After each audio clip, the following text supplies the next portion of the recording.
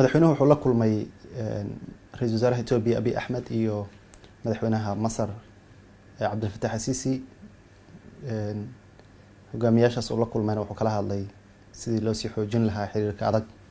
ee ka dhaxeeya dalalkaas iyo Soomaaliya waxa kale oo jira inaan ka wada hadalnay sida Afrika uga faa'iideysan karto mashaariicda ku jirta programkan FOCAC iskaashiga Afrika iyo Shiinaha oo runtii $60 bilyan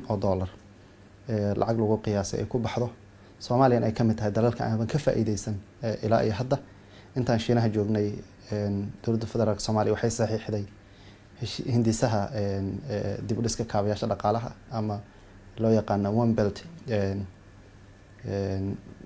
Belt and Road Initiative waxa kale oo aan doonaynaa inaan kaga faa'iideysano madashan oo 3 sano mar la qabto in dowladda Soomaaliya ay ka faa'iideysato mashaariicda qaaradda Afrika oo dhan ay ka faa'iideysanayso in shirkadaha iyo maalgashiga Shiinaha lagu soo jeediyo indhaha Soomaaliya iyo sidii booska istiraatiijiga ah ee waddankeena uu ku yaalo aan uga faa'iideysan lahayn